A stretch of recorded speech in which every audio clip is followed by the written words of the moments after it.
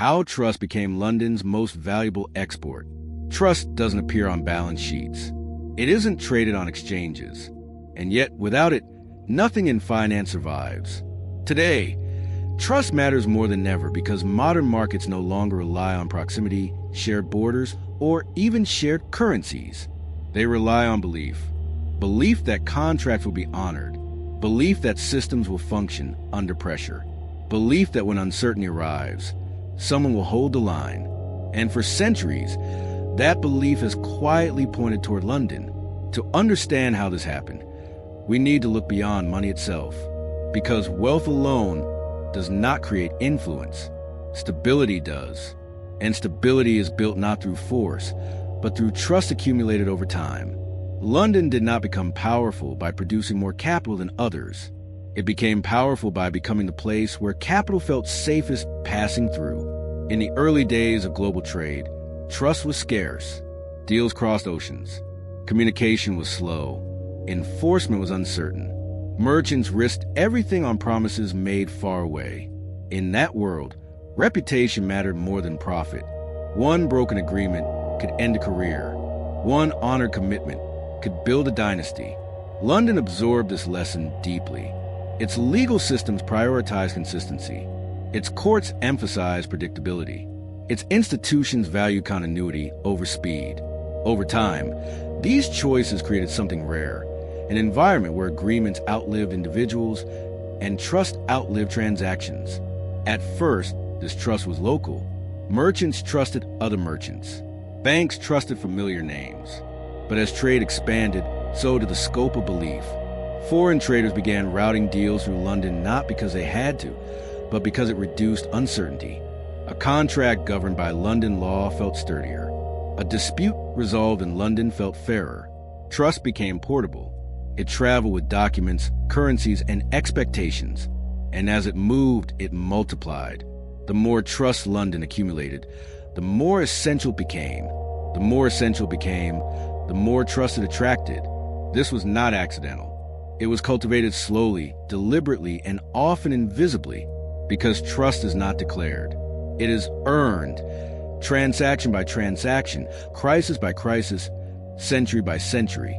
As London's reputation solidified, trust began to take on a new role. It was no longer just a moral asset. It became an economic one. Markets discovered that trust reduced friction. Deals closed faster. Capital moved more freely. Risk premiums shrank. Uncertainty became manageable. Where trust existed, money flowed with confidence. Where it didn't, hesitation ruled. London positioned itself not as the richest place, but as the most reliable one. This reliability was tested repeatedly. Wars disrupted trade. Empires rose and fell. Currencies collapsed. Political systems fractured. Yet London's core commitments remained remarkably stable.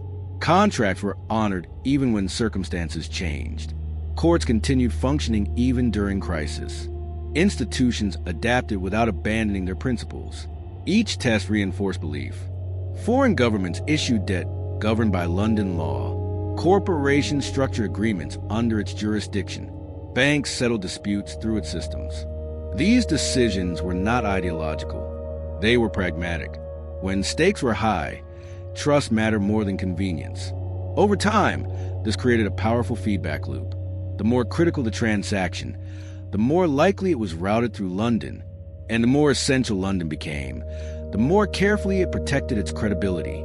Stability became a competitive advantage, but trust also evolved. It expanded beyond law into culture. Business etiquette emphasized discretion. Negotiations favored predictability over theatrics. Failure was managed quietly to avoid panic. Success was understated to avoid resentment. These norms weren't written, but they were enforced socially. Trust became embedded not just in systems, but in behavior, and behavior scaled. As finance globalized, London's approach traveled with it. Former colonies adopted similar legal frameworks. International standards mirrored its principles. Global institutions borrowed its methods.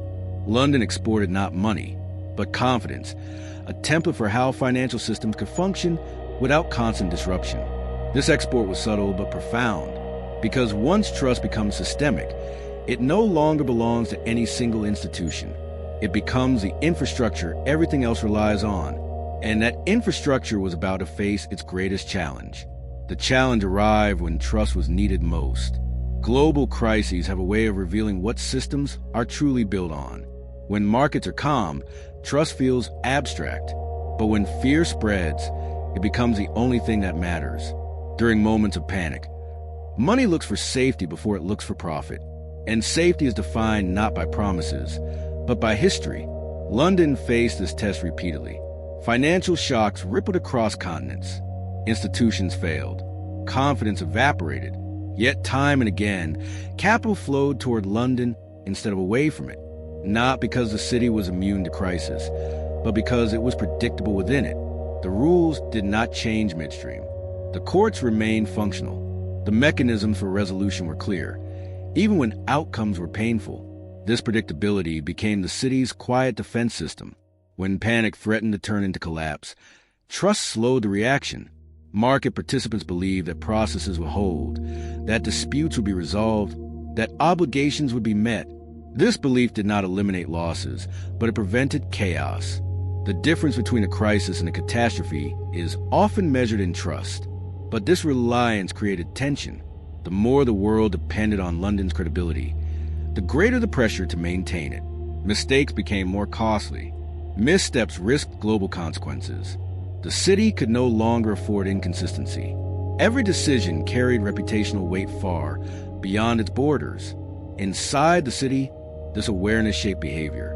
Institutions prioritized long-term credibility over short-term advantage. Quiet compromises were made to preserve systemic confidence.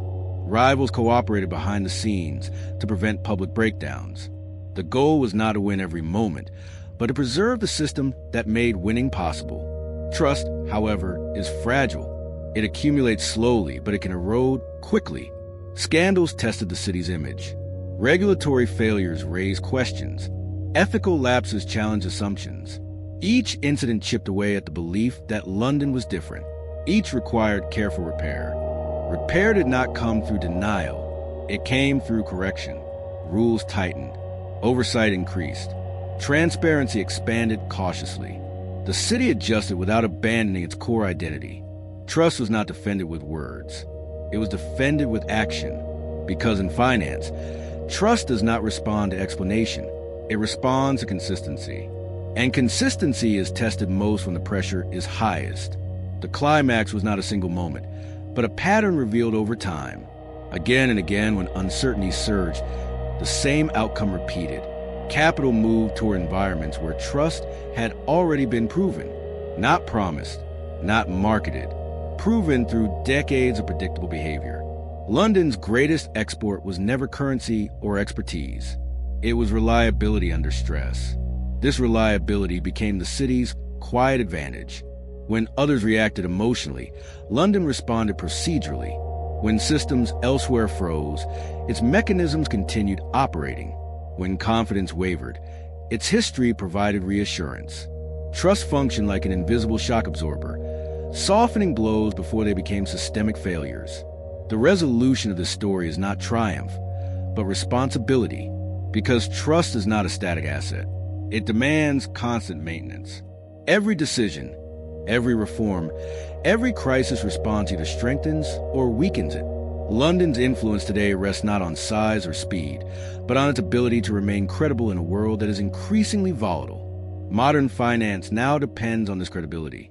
Global markets assume that contracts will be honored, that disputes will be resolved fairly, that systems will function even when strained. These assumptions allow trillions to move daily without hesitation. They allow economies to function without constant fear. But this dependence also raises a question. What happens if trust fractures? The city understands this risk better than anyone. That is why it invests so heavily in preserving stability, even when it means sacrificing short-term gain. Trust, once lost, cannot be engineered back quickly. It must be earned again through behavior, not declarations. Today, London's role is not to dominate finance, but to anchor it, to provide a reference point when confidence falters, to act as a place where uncertainty slows instead of accelerates. Trust may be invisible, but its absence is immediately felt. And in a world where money moves faster than ever, trust remains the only force capable of keeping the system together. Subscribe to join the journey